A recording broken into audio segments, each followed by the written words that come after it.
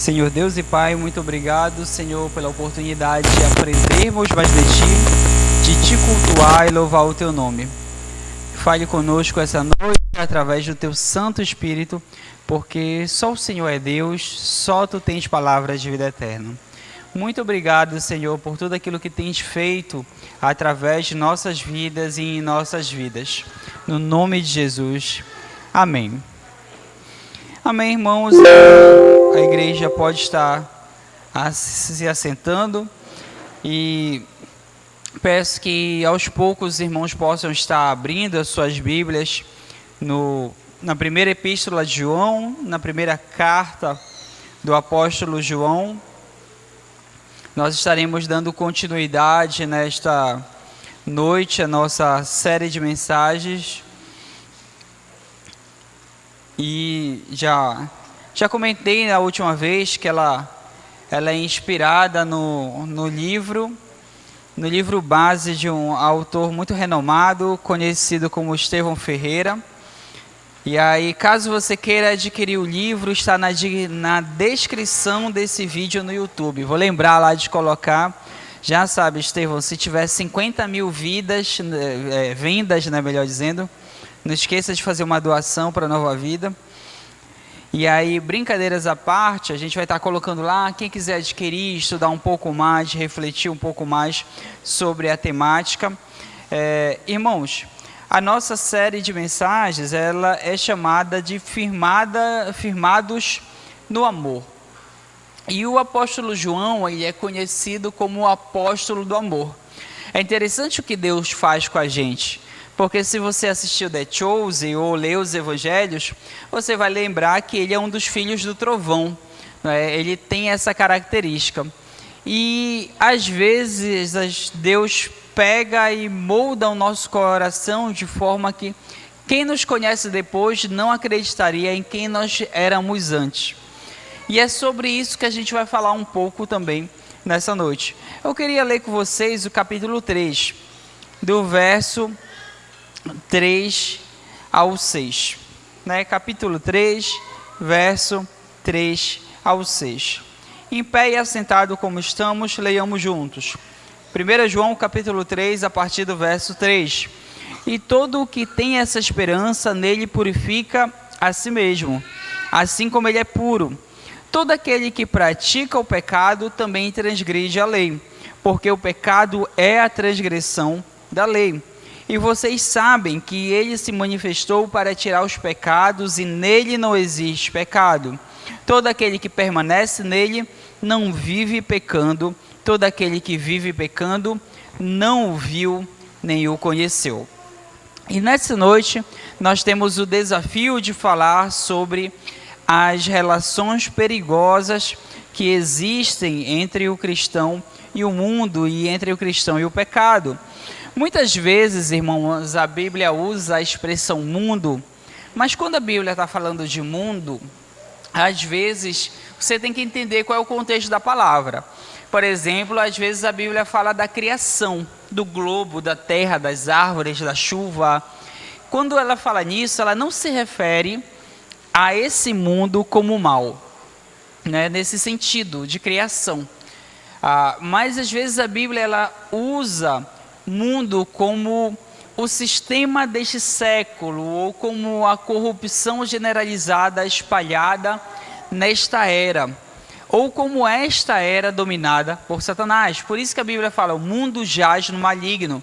Então a ideia é que às vezes a gente precisa identificar esse contexto. E é nesse contexto de corrupção, de sistema, que a gente vai estar falando nisso. O mundo em oposição àquilo que é de Deus. Este século em oposição à era vindoura. E quando a gente reflete um pouco sobre isso, a gente precisa entender e olhar para pensar em relacionamentos. Ora, Deus nos criou para relacionamentos. E, em primeiro lugar, relacionamento para com Ele. E em segundo lugar, relacionamento para com os outros. É só você lembrar da criação. Deus começa com haja luz, e ele vai criando, né, separa noite, separa tarde, ele começa a criar, a fazer porção seca, fazer as árvores surgirem, fazer os animais surgirem, e lá no sexto dia ele cria o homem. E aí ele cria o homem, e a gente precisa entender o que era aquilo. Adão estava no paraíso, no local de perfeição, e Deus olha para Adão e diz: não é bom que o homem esteja só. E aí ele lhe cria uma companheira idônea, ou uma companheira que o possa complementar. Ali é de Deus estabelece o relacionamento com Adão e ao mesmo tempo entre Adão e Eva, ou seja, entre seres humanos e Deus e entre humanos e humanos, um relacionamento para o alto e um relacionamento para o lado. Sabe, eu sempre falo isso, nós precisamos de Deus, mas nós precisamos de pessoas. É natural, foi como Deus nos criou. Ninguém foi criado para viver só. Ninguém foi criado para ser antissocial, ou para ser um eremita, aquele que se afasta de tudo, ou um monge que passa uma década numa montanha. Nós não fomos criados para isso. Nós fomos criados para convivência. Só que a gente tem lá no Éden a queda dessa convivência. Sabe, lá no Éden, muito daquilo que vai ser falado durante todos os casamentos acontece. A Bíblia nos conta que Deus vinha na viração do dia. Então, no finalzinho da tarde, parece que Deus estava assim, sabe aquele horário gostoso? Você olha ali, 5 horas, aquele solzinho bonito. Imagina, Adão e Eva lá, solzinho bonito, vento gostoso, tudo bonito, Deus está chegando. Mas numa dessas chegadas era diferente. Numa dessas chegadas eles estavam com medo. Numa vez eles se esconderam de Deus. E aí Deus fala com eles e pergunta: olha, Adão, você comeu do fruto que eu te falei que não era para comer? E aí começou aquele negócio que a gente vive fazendo dentro de casa.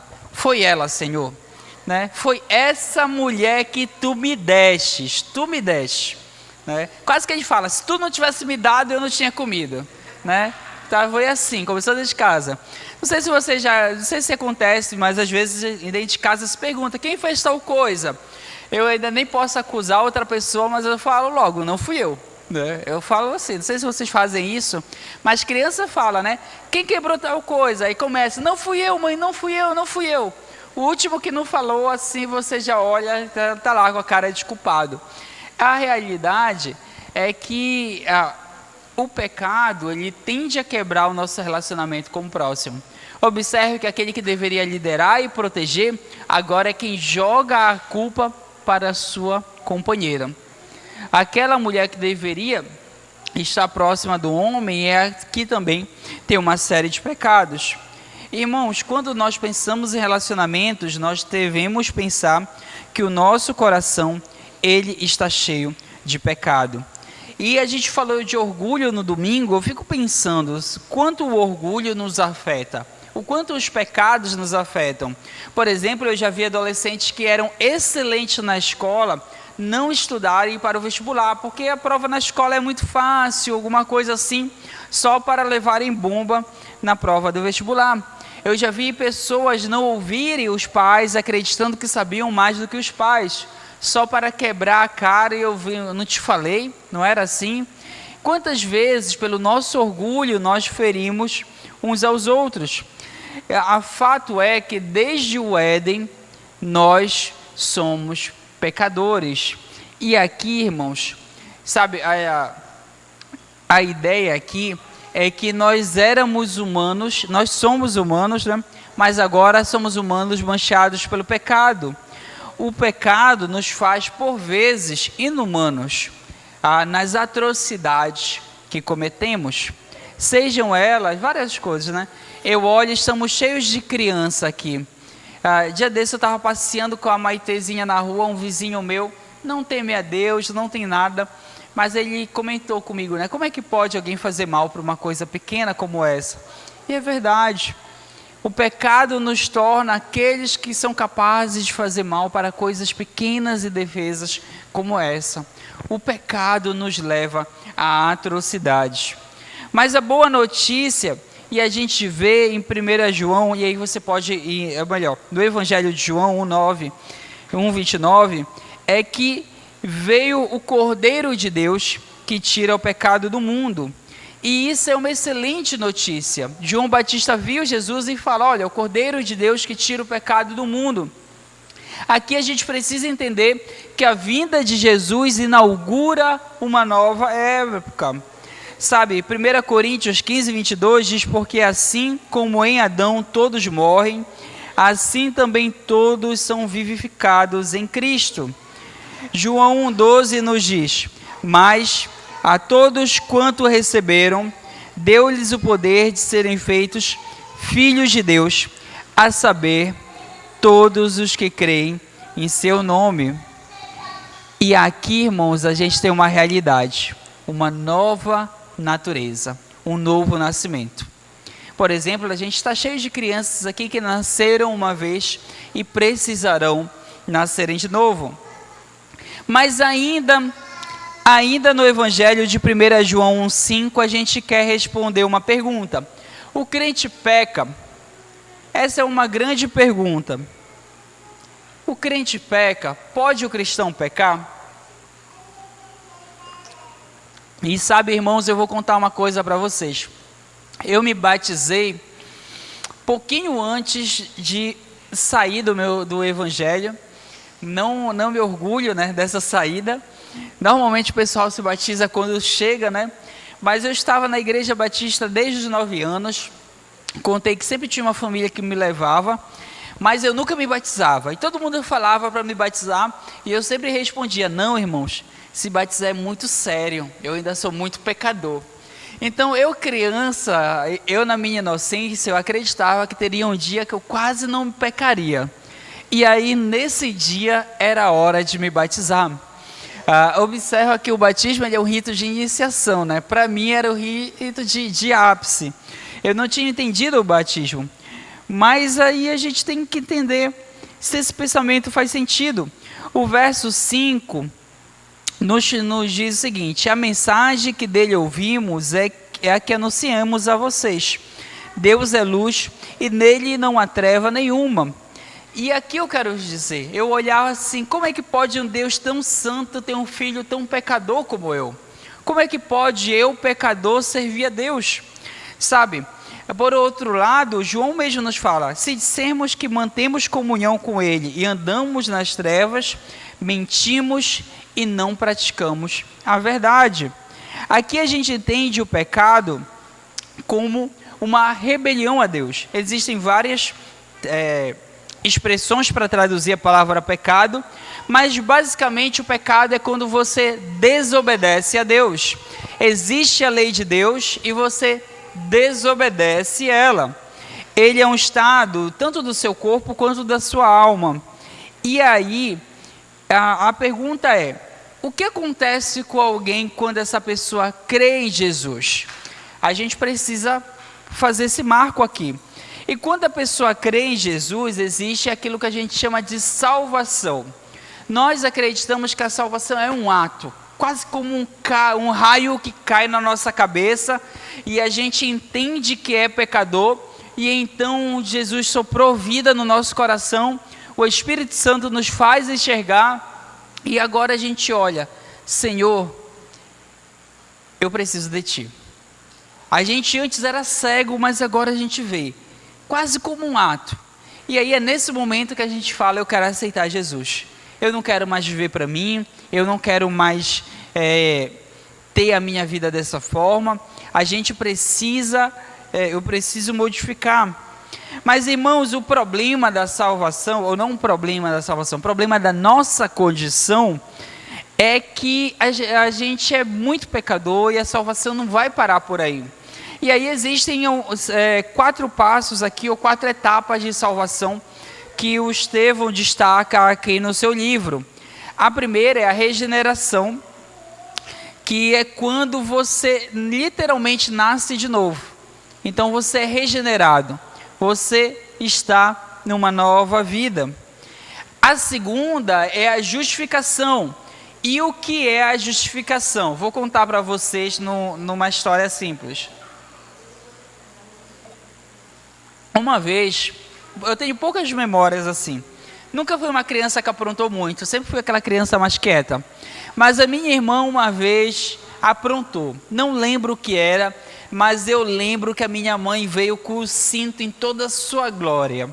Ela veio com o cinto em toda a sua glória. E eu só lembro de gritar: não, mãe, não faz isso. Me meti na frente da minha irmã e levei umas 2 cintadas assim. Sabe aquela que tu fica com o couro ardendo? E aí a minha mãe ficou com pena de mim, né? Não bateu mais na minha irmã. Mas justificação é o seguinte: você iria para uma cruz, ou pior, você iria para o inferno. Mas alguém foi lá e apanhou por você. Justificação é quando Cristo sobe na cruz e Ele é aquele que absorve os seus pecados. Ele sofre a pena dos seus pecados. E porque Ele pagou os seus pecados, agora Deus te declara justo. Observe que Deus é santo, gente. Ele não pode perdoar pecados, simplesmente deixar para lá. Observe isso aqui porque é muito importante. Muitas vezes alguém pergunta para você que é crente: quer dizer que o cara roubou, matou, mas se ele se arrepender no final da vida, ele vai para o céu. Vai. Mas por quê? Porque Jesus sofreu a pena dele. Não é porque ele é bonzinho ou simplesmente Deus absorveu. Não. Jesus sofreu a pena dele. É por isso que Deus perdoa o pecador, porque Jesus paga a pena desse pecador. E aí, quando Jesus paga a pena desse pecador, Jesus então é capaz de te jogar a justiça, te imputar a justiça. É isso que a gente chama de justificação. Era para você passar a eternidade no inferno, mas como Jesus sofreu a ira de Deus, então você não precisa sofrê-la. No direito, a gente diz que ninguém pode pagar pelo mesmo crime 2 vezes. Então, uma vez que Jesus paga pelo seu crime, você agora pode ser declarado justo. Observe que isso aqui é muito importante. Isso aqui é a base do Evangelho. Isso aqui é o centro do Evangelho. É por isso que não pode existir crente orgulhoso. Ora, era para eu ir para o inferno, mas Jesus paga em meu lugar. Eu não era merecedor, mas Jesus vai lá e paga em meu lugar. É por isso que não pode existir crente que não perdoa. Porque se Jesus pagou a minha sentença no inferno, o mínimo que eu posso fazer por ele é perdoar o meu irmão. Não importa aquilo que o meu irmão faça, não é tão grave quanto o que Jesus passou na cruz por mim. Observe que a cruz é a única coisa que faz Jesus nessa terra temer e suar sangue. É aquilo que faz Jesus falar: olha, Pai, se for possível, afasta de mim esse cálice. A cruz, irmãos, não era só pregos, ou espinhos, ou sangue. A cruz é o mais completo despejar da ira de Deus sobre seu Filho. E isso, irmãos, é muito complicado. E isso é muito pesado.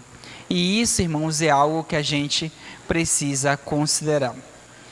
E aqui quando a gente pensa na cruz e pensa em tudo isso, a gente precisa entender que, de certo modo, a salvação, ela é uma salvação passada, ela é uma salvação presente e ela é uma salvação futura. Só um parênteses, vocês estão procurando a chave daqui? Veja se ela não está aí em cima. E aí, voltando para o tema salvação, então, o que é a salvação passada? É lá atrás, quando eu me converto, eu sou salvo. O que é a salvação presente? É a minha santificação que é desenvolvida. Paulo fala: olha, se vocês são crentes, desenvolvam a salvação de vocês. O cristão não pode ficar estagnado na fé, o cristão precisa crescer. E o que é a salvação futura? É a glorificação, o dia em que Jesus aparecerá nos céus, então nós seremos revestidos de um novo corpo. Observe que nós seremos salvos e iremos para a nova terra de corpo e alma. Um novo corpo físico e a nossa alma totalmente liberta pelo pecado. Aqui observa também que lá no Éden, Adão, ele era santo, mas Adão podia ou não pecar. Então, o não cristão, a pessoa que não tem a Jesus, ela não pode não pecar. Até as boas obras dela, de certo modo, estão envolvidas pelo pecado. O cristão, ele ganha a possibilidade de pecar ou não pecar novamente. Ele já era pecador, mas agora ele ganha uma nova natureza que faz com que ele possa não pecar. E ela vai se desenvolvendo até o dia em que nós não poderemos pecar nunca mais, que será o dia da nossa salvação eterna. Então, sim, irmãos, se você é crente, você ainda peca. Se você é crente, você pode pecar. Mas aqui eu quero fazer um parêntese. O cristão não deve viver em um estado de não arrependimento. Sabe, o cristão às vezes ele pode cometer atos terríveis, seja pela ira, pelo calor do momento, pela situação, pelo seu pecado. Mas um cristão não pode viver em pecado. Ele não pode viver terrivelmente. O que eu estou querendo dizer com isso? Pode um cristão viver a vida toda viciado em pornografia, por exemplo? E essa é uma pergunta que eu tenho aqui. A Bíblia diz que não. Pelo menos, se andarmos na luz, como Ele está na luz, mantemos comunhão uns com os outros, e o sangue de Jesus, seu Filho, nos purifica de todo pecado. O verso 6 nos diz que se andarmos nas trevas, mentimos e não praticamos a verdade. Irmãos, observem aqui que ir para o céu é coisa séria. Às vezes a gente não leva a sério isso. Às vezes a gente se distrai na nossa vida, seja no trabalho, seja na faculdade, seja no dia a dia, no esporte, nos nossos pecados. Às vezes a gente se distrai.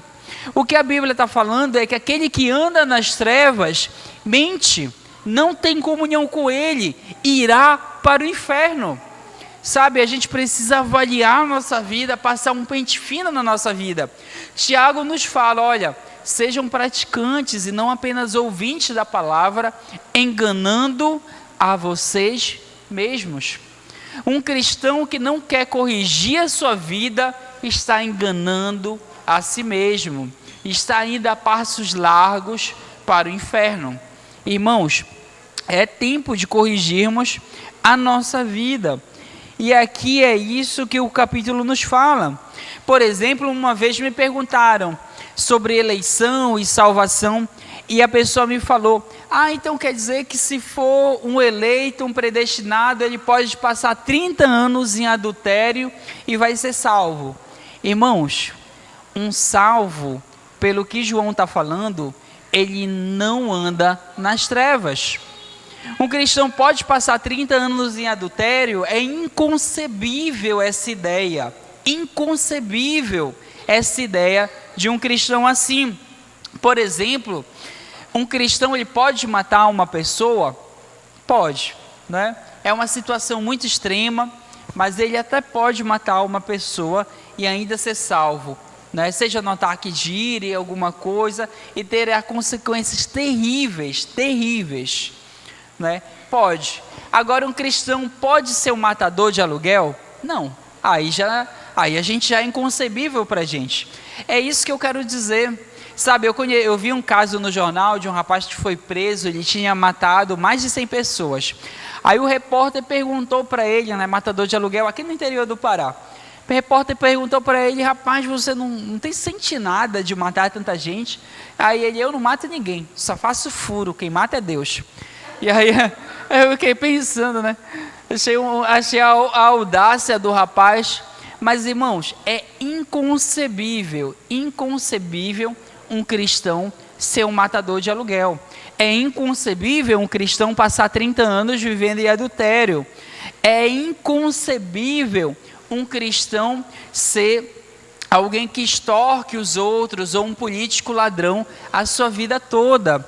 É inconcebível. Nós somos chamados para viver na luz. Se alguém vive nas trevas, esse alguém é mentiroso e não tem comunhão com Jesus. É isso que a Bíblia nos fala.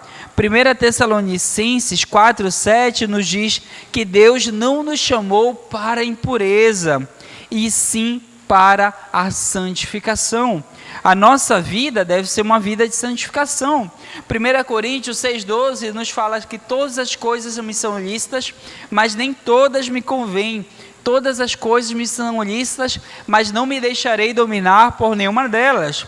Irmãos, eu penso que a vida cristã, quando você se converte, você resolve aquilo que é grave na sua vida. Eu penso que é assim, não é? Eu me converti, pastor. Eu era ladrão. A partir de hoje eu não roubo mais. Ponto. Parei de roubar. Agora eu vou fazer que nem Efésios, vou trabalhar com as minhas mãos, fazendo o que é bom e ainda vou ajudar o irmão. Eu vou dar o dízimo, eu vou ajudar a comprar remédio, eu vou ajudar.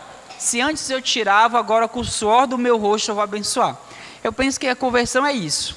A pessoa que adulterava, não. Hoje, a partir de hoje, eu não faço mais. A pessoa que era traficante, né? A gente vê muito esse caso. Eu era traficante. Abandonei o crime. Conheci um senhor que ele tinha duas famílias. Tinha uma pequena empresa, tinha 2 famílias ali no Tapanã. Se converteu a Jesus. Primeira coisa que ele fez foi encerrar o contrato com uma família, né? E não é simples assim, né? Uma situação dessa é sempre muito complicada, mas ele deixou uma mulher, casou com a primeira, né? E ainda tem a pequena empresa, paga uma pensão vitalícia lá para a primeira mulher que ele deixou, que também tem filho e tal. E eu achei muito digna a postura dele. Conhecendo a atitude dele, achei muito digna. Isso já tem mais de 10 anos, até hoje ele se sustenta e ele fala que é o preço do pecado dele. Até hoje ele fala que ele faz isso aqui, mas é o preço do pecado dele.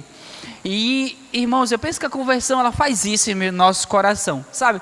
A pessoa que era promíscua, ficava com todo mundo, fazia o que não prestava. A partir de hoje não. A partir de hoje eu não vou me envolver com ninguém.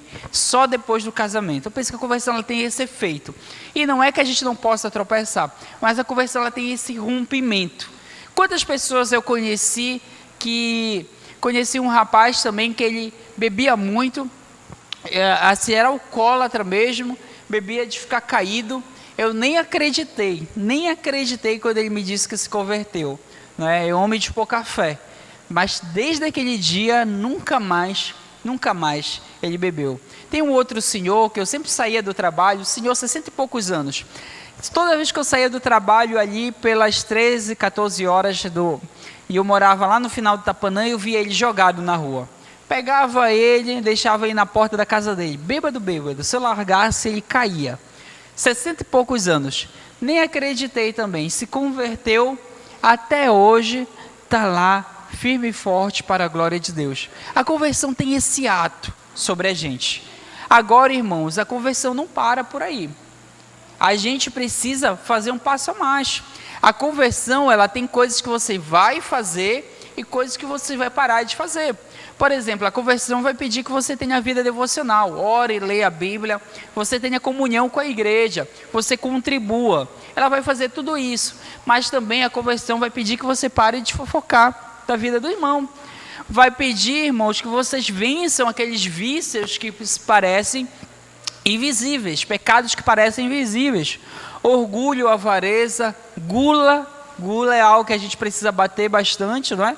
Porque a gente fala muito, porque crente não bebe, mas come. A gente dá vez o crente se orgulhando disso. E brincadeira à parte, a gente precisa vencer nossos pecados. Sabe, tem coisas que a gente precisa. E eu digo isso sabendo e falando de púlpito aqui, que tenho que vencer aquele suco preto e quentinho e gostoso, que me dá água na boca só de pensar, chamado café, né? A gente, o que Paulo fala? Todas as coisas me são lícitas, mas nem todas me convêm. Todas me são lícitas, mas não me deixarei dominar nenhuma delas. Beber café é pecado? Não. Acessar seu celular é pecado? Não é pecado. Ter uma tela, ver um vídeo, responder mensagens. Beber Coca-Cola é pecado, irmãos? Não é pecado. Né? Nem um açaí nosso de todo dia é pecado. Mas quando aquilo passa a nos dominar, então a gente precisa olhar com carinho para vencer esses pecados. Sabe, nossos orgulhos, nossa ira, nossa gula, a gente precisa olhar. A gente precisa avaliar a nossa vida e pensar o que eu tenho que vencer, sabe? E uma boa dica para isso, irmãos, é a impaciência. O que é que te deixa impaciente, irritado? Quase sempre aí tem um ídolo do coração. Por exemplo, você pode falar, eu fico muito estressado quando eu não bebo café. O que isso está querendo te falar? Ah, porque pastor, enquanto eu não como aqui, nada presta.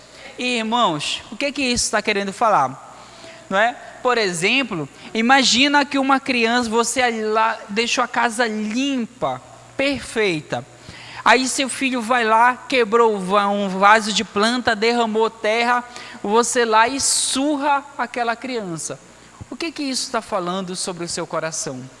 Irmãos, quase sempre a nossa ira, a nossa impaciência, nossa vontade de resolver as coisas logo, pode revelar um ídolo do nosso coração. Aqui, para concluir, o que fazemos quando pecamos? Primeira coisa, 1 João 1,9. Primeira página aí da carta, olha aí junto comigo, diz o seguinte: se confessarmos os nossos pecados, Ele é fiel e justo para nos perdoar os pecados e nos purificar de toda injustiça. 1 João 1,9 nos demonstra que se nós confessarmos os nossos pecados, existe a possibilidade de perdão, irmãos. Então, o que o crente faz quando ele peca? Ele confessa. Sabe, eu gosto muito de 2 Crônicas 7,14, que fala: se o meu povo que se chama pelo meu nome se humilhar, orar, me buscar e se afastar dos seus maus caminhos, então perdoarei os seus pecados, sararei a sua terra. Ouvirei dos céus, perdoarei os seus pecados, sararei a sua terra. Eu gosto muito dessa sequência, porque ela fala, olha, você se humilha, você ora, você busca a presença de Deus, e então você se afasta dos seus maus caminhos, sabe? Aquele que tem vício precisa se afastar dos seus maus caminhos. Você precisa olhar para Deus, isso aqui está errado na minha vida. Eu preciso de ajuda para resolver.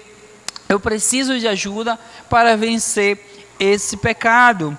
Irmãos, às vezes a gente não percebe, mas há uma necessidade de mudança. Deus de fato nos aceita como estamos, mas Ele exige mudança imediata em nós. Sabe, ainda existe um caminho estreito, ainda existe uma cruz. Por exemplo, em Mateus 16, 24 a 25 diz: então disse Jesus a seus discípulos: se alguém quer vir após mim, negue-se a si mesmo, tome a sua cruz e siga-me. Se alguém quer vir após Jesus, negue-se a si mesmo, tome a sua cruz e siga-me. Tinha até um ditado que o pessoal falava: olha, carrega a tua cruz porque a minha é de isopor, não é? Mas não tem cruz de isopor, irmãos, não tem. Ah, pastor, mas a cruz do irmão lá é mais leve. Bom para ele, porque isso não muda nada para a tua cruz. Se a tua cruz é mais pesada, tu carrega do jeito que ela é. Irmãos, nós temos que pagar um preço. Nós temos que pagar um preço na nossa vida. Nosso preço não muda se o preço do irmão é mais alto ou mais baixo. Se ele já pagou, se ele não pagou. Isso vale para o nosso vizinho, mas também vale para a esposa, para o marido, para o filho. Se ninguém pagar o preço na sua casa, não muda nada. Você vai ter que pagar o seu preço. Se todo mundo pagar, você ainda continua tendo que pagar o seu preço. Há um sacrifício em seguir Jesus. Mas aqui eu quero chamar a atenção para as pessoas que não gostam de ler a Bíblia. Aqui eu quero chamar a atenção para as pessoas que não buscam a Deus. Irmãos, como é que você vai saber que caminho seguir? Você precisa tomar cuidado. Está cheio de falso mestre aí, sabe? E não é só na internet, em tudo quanto é lugar, está cheio de falso mestre. Está cheio de gente falando coisa que presta, coisa boa, coisa que você pode aprender. Mas como é que você sabe diferenciar um do outro se você não conhece? João nos fala que haveria de vir um anticristo e que esse anticristo, ele seria aquele que dobraria a palavra. Esse anticristo seria aquele que deturparia a palavra. Mas se você não conhece a palavra, como é que você vai saber quem é o espírito do anticristo? Aqui a gente precisa entender que a palavra de Deus só é a mensagem de Deus quando ela é falada no sentido que Deus quer. Nós não temos autoridade para dar novas interpretações à palavra de Deus, para modificar a palavra de Deus. Então nós precisamos de utilizar a palavra de Deus naquilo que Deus quer. Por exemplo, eu estava hoje, eu vou comentar aqui, às vezes eu comento casos e eu sei que fica gravado, eu fico pensando, né? Se a pessoa escutar, mas se ela escutar, não estou falando nada demais. E o que eu quero dizer? Hoje eu estava conversando com uma pessoa e eu vi um certificado dela de rebatismo. E aí eu olhei, poucas igrejas rebatizam, mas uma das que rebatizam é a igreja adventista, não é? E a igreja adventista, ela rebatiza as pessoas. Até aí tudo bem. Mas o que acontece também, né? Mas o que acontece? Aí eu estava lá vendo uma das coisas que a pessoa tinha que crer. Acredito que a igreja adventista é a remanescente conforme as profecias de Ellen White. O que isso está dizendo? Está dizendo que ele acredita que só eles são a igreja verdadeira. Né? Se um adventista for honesto com você, ele acredita que você vai para o inferno. Isso aqui é muito tranquilo. Se um adventista for honesto com você, ele acredita nisso. Eu até questionei ele com relação a isso, e ele fala, né, que uma das profecias de Ellen White é que haveria uma ordem mundial e todos seriam obrigados a não trabalhar e a cultuar a Deus no domingo. Então a marca da besta para o adventista é você ir para a igreja no domingo, porque o domingo não é o dia de Cristo, é o sábado. Então isso é teologia adventista. Se o adventista for honesto intelectualmente com você, ele vai confessar isso, desde que ele conheça sua doutrina. E por que eu estou falando isso? Porque ele vai argumentar com você, ele vai colocar isso. Mas como é que você vai saber? Várias vezes um cristão já me falou, pastor, por que a gente não faz culto no sábado e não no domingo? Quer dizer, por quê? Por que a gente mudou? Mas se você não lê a Bíblia, irmãos, fica difícil, sabe? Por exemplo, eu abri a Bíblia, mostrei o texto de Colossenses para ele, no qual Paulo fala, olha, para não se preocupar com sábados, ou com festas, ou com luas novas, porque aquele que guarda um dia, guarda para o Senhor, e aquele que não guarda, também o vive para o Senhor. Aí ele me olhou, né? Tá, mas o que é mais importante? O que Jesus fala ou o que Paulo fala? Aí eu olhei assim e falei, não, tá muito difícil conversar sobre isso aqui no horário de trabalho, né? Outro momento a gente conversa. Mas, irmãos, se você lê a Bíblia, você não vai cair nas heresias. Mas adivinha quem é frágil para heresias? Aquele que não lê. Então, é por isso que a Bíblia fala, né? Aquele que não conhece a palavra é levado por todo o vento de doutrina. Vem um e fala, é o sábado. Vem outro e fala, Jesus não é Deus. Vem outro que fala, o Espírito Santo é uma força. Tá? Não pode fazer. Então, você precisa ter em mente que o seu conhecimento de Deus é sua responsabilidade. A gente, irmãos, não estamos falando sobre coisas simplesmente desse mundo. Estamos falando sobre passar a eternidade com Cristo ou passar a eternidade no inferno. Uma coisa dessas me parece que merece a sua atenção. Uma coisa dessas me parece que merece ser levada a sério. Sabe, graças ao bom Deus, se nós pecarmos, nós temos um advogado, Jesus. Porque senão, irmãos, não sobraria um justo adentrando o portão do reino dos céus. Que nós possamos buscar a Deus e aprender dele. Que nós possamos realmente nos dedicar ao conhecimento da sua palavra. Que nós possamos parar de dar todas as desculpas que damos para nós mesmos e então buscarmos a Deus em espírito e verdade. Lembrando do texto que vocês me buscarão e me encontrarão quando me buscarem de todo o coração. Que a gente possa realmente encontrar o Deus que a gente busca. Amém? Vamos orar juntos.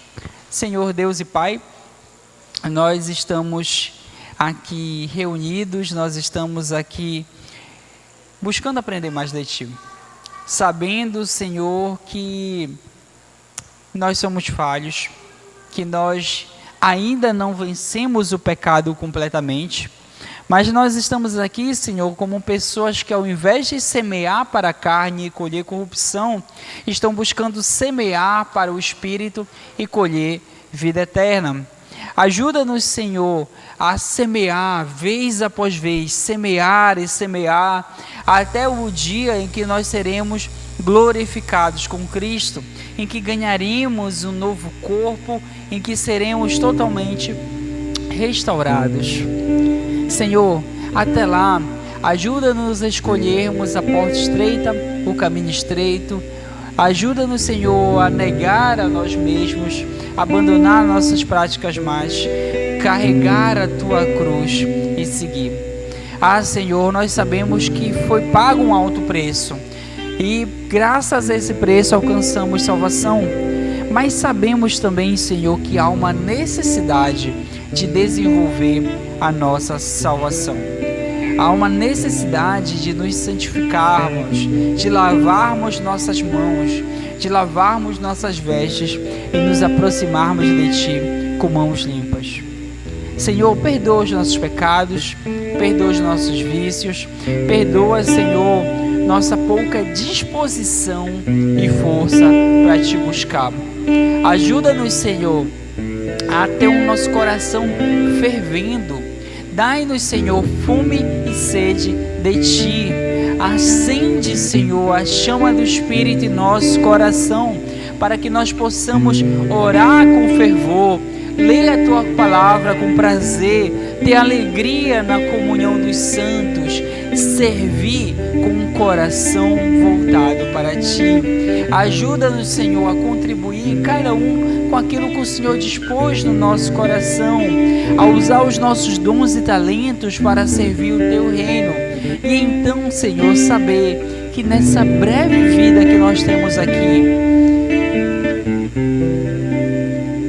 nós precisamos Te servir, porque ela pode nos ser tirada, porque ela pode nos ser colhida, e porque muitas vezes a gente não tem chance de pedir perdão, de dizer adeus, de corrigir alguma mal entendido, algo do tipo.